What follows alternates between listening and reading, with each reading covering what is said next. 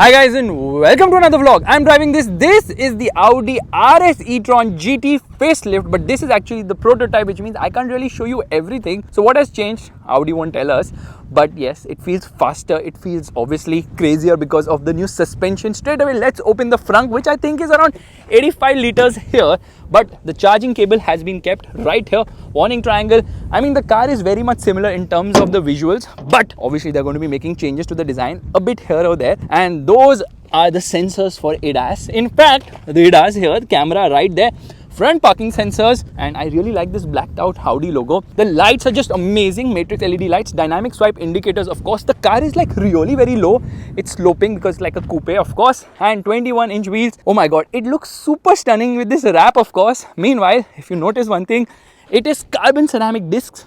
Obviously now, because the kind of performance this car has, it has to have like massive stopping power. There is where the charging port is. And when I turn behind, I just love the way this thing slopes, but there is no sunroof in this car. Now this spoiler is obviously deployable, which I've deployed at the moment. Dynamic swipe indicators, connected lights and diffuser treatment there. Let's open the boot. I press a button and there it opens. There's a washer here for the rear camera. Boot is like a little small because everything is put in the boot right now. It's just stuffed the boot with a lot of stuff. Oh my god, that is smooth. The design and the performance will blow your mind. Look at the size of the rear tire.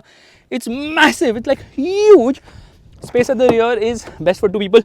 Did you notice one thing? The car actually rose up, so that's a comfort entry. Space at the rear is not that impressive, but it's decent enough. Headroom is good, but I'm missing a sunroof in this particular car. Yeah, it's a prototype, so things are covered at the moment. So close your eyes right now before I show you anything which I should not. A person here is not comfortable. There's a center armrest. Center passenger does get a head. Where are the USB charging sockets? They are here. So yes, it's a very different position. Let's actually put this back up. So height adjustable seat belts, frameless doors, lot of cool bits and lots of aerodynamics on this car. Can you see that? Yes, that's also very much functional, and you can charge it from this side as well. And there is obviously the camera for the lane keep assist. So lot of equipment. It's loaded, very loaded a car. I can't tell you how the features because half of them are like hidden right now. Check this out, okay? Now look at the car just go down in 3 seconds. 3, 2, 1, come on, there it drops. Okay, as soon as I open the door, there it goes up. So yes, this feature is just phenomenal. Everything is hidden here, but everything seems very much the same. However, the steering is new. If you notice, flat bottom was there, but now it has a flat top too. Everything here is hidden. So I believe the screen will have some changes. Some changes will happen to the HVAC system as well.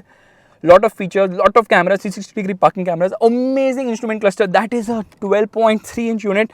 Soft closed door function is not there in this particular car, but it will automatically go down because, I mean, it will go up, I think. Yeah, there it did. Heads up display is there. What a fantastic quality. I love the way the controls are on the steering wheel and all. But okay, I turned on the music system by mistake. Let's shut this. What do you think about the camouflage dashboard? Don't tell me anything because obviously there's going to be some changes here, and that's the reason they have actually camoed it right now. But in terms of the driving experience, it's blisteringly quick. Let's go.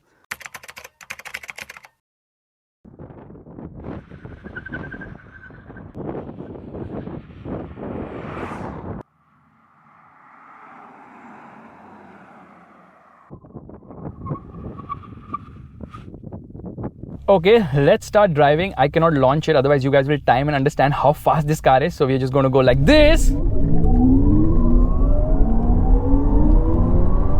Acceleration is absolutely bonkers.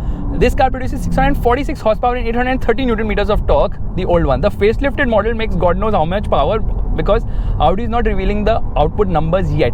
It's not even telling us what are the changes to this car. The obvious one is obviously the active suspension, wherein it's able to lower or raise independent wheels in real time. So that's the reason why this car handles amazingly well. So performance is amazing, like always has been the case with this particular car, because 0 to 100 kilometers per hour takes 3.3 seconds, which is claimed by Audi, but it actually goes even faster than that. Such is the level of performance, and the handling is just amazing. It stays glued to the road. There's so much grip on offer. It obviously uses Audi's e-Quattro system, which is phenomenal. Now there's the comfort mode, there's the efficiency mode, there is the dynamic mode, and in dynamic mode, because this car's got air suspension and adaptive dampers, and now active suspension, which has a single chamber, unlike the older car which had a 3-chamber setup for the air suspension. you can feel the difference, because around the corners, my goodness, it just goes so beautifully well. So yeah, handling is just super duper awesome in this car, and the performance, yeah, it will really blow your mind. Top speed is 262 kilometers per hour, and it reaches there quite fast. It does not hesitate at all. Such is the level of thrust from this electric motor. Obviously there are dual motors, one at the front axle, one at the rear axle, and I love the way how the steering is actually so responsive. So in terms of how this car drives when compared to the older model, all I can tell you is I think it produces more power for sure. The battery has more juice. It's not a 93.4 kilowatt hour battery. I think it's a slightly bigger one, and I've stopped because this speed breaker is so big now that this car will definitely touch. So you have to raise the ride height to go through that. So I'm not going to do that at the moment. I'm just going to reverse and go back. Yeah, so ground clearance is obviously on the low side, but look at the steering. It is very nice to hold. Look at the steering. I mean, it's very easy. Obviously now I think we are hit neutral. So here we are into reverse, and check this out, okay? With one hand you can twirl it. There's just so much grip on offer, and I think Audi has definitely increased the power output of this car because it feels so much more faster. Will it do sub 3 seconds to 100 kilometers per hour? It definitely can, I feel, because it is just so quick, this car. And then it is obviously based on the J1 platform, which also underpins the Porsche Taycan. The Taycan will also get similar tech, like a more juicier battery pack with more power, more torque, and I think a bigger battery as well for a better range. I think the range of this car is slightly under 500 kilometers. Maybe the range will improve slightly. Obviously, it's not the best in terms of range because this car is aimed towards performance. It's very aerodynamic. There's so much grip on offer, and the performance definitely blows your mind. The kind of speed it does in no time at all, that's something which is amazing. Plus, I love the brakes on this car. Very strong, very sharp, and I mean, they are fade free brakes. So Audi's made a fantastic car in the form of this particular car, which is the RS e-tron GT. It gives you all the levels of performance with a lot of desirability as well. And unfortunately, I don't have much to talk about today in terms of numbers, because obviously Audi's not revealed the power and torque. It's told us you keep guessing. So again, we are going to launch. No launch control, so I am just going to like roll off. Otherwise, with launch control, did you hear the tires screech all the way? Now these artificial syndicated sounds are coming through the speakers, because obviously an electric motor doesn't make much sound, but these sounds are okay. They get the job done, but nothing can replace the sound of an internal combustion engine, which I am like definitely convinced. But still, this car makes a strong case for itself with the level of performance, with the level of thrust, and the level of reassurance and grip and confidence that it gives you now. It really blows your mind. So we're going to take a quick U-turn here. It's just so easy to drive this car, which really surprises me. Something this powerful shouldn't be that easy, and because the quattro system, or rather the e-quattro system, is so well calibrated, you never ever feel that there is any lack of traction ever. That's the kind of grip this car has to offer, and the brakes are also very sure-footed, like stops dead in its track.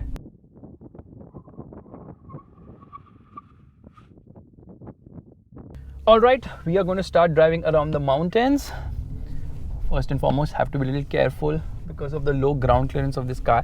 It's got rear wheel steering, which is obviously very helpful, and my goodness, this active suspension really makes this car handle supremely well. It has so much confidence around the corners. The steering is sharp and responsive, and the ride is also quite good. Yeah, the best of both the worlds. So it has got a 2-speed transmission. One is for lower speeds, or rather for acceleration, and one is for cruising speeds. The horn is nice. Always the case with Audi cars. So it has got 3 regen modes. The regen is not very aggressive, and in terms of charging, oh, forget the charging, just look at the balance. It actually jinks into corners with so much reassurance and confidence now. And because there's so much thrust, you feel that the rear is trying to overtake the front at times. That's the kind of performance. Obviously the rear motor is always more powerful because you can put down more power at the rear, not so much at the front. So in terms of charging, the standard 11 kilowatt AC charger will take the battery from 10 to 80%, I think, in around 11 hours, and take it to 22 kilowatt. Then it's going to halve that time to around 4.5 hours.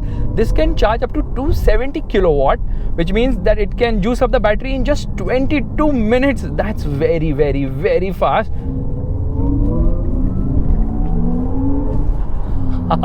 Such a joy to drive. My goodness, I can't believe that it's holding its line so brilliantly well, and I'm just able to push with so much confidence. Audi has made this car even better, and trust me, that active suspension is the trick. That is one thing which has really made this car so much better around the corners. It doesn't feel heavy. I mean, it's a heavy car because of the weight of the batteries, but just does not feel heavy at all. Body roll is so well contained, and because the active suspension is working, like immediately, there's no delay like in adaptive dampers. Now obviously the springs will make changes and all. No, none of that happens here. It's just so real time that you get the feedback and everything in real time as well. So guys, this is a quick drive of the I am speechless of the Audi RS e-tron GT prototype. It's a prototype. We don't know the numbers, but trust me, it has more power, it has more torque, it has a bigger battery, it's faster, it's more ferocious. If you like this video, make sure to give the thumbs up. That's the like button. My ears are closing because we are climbing all the way. And don't forget to subscribe to the channel. I just wish it sounded like an internal combustion engine car. Bye bye.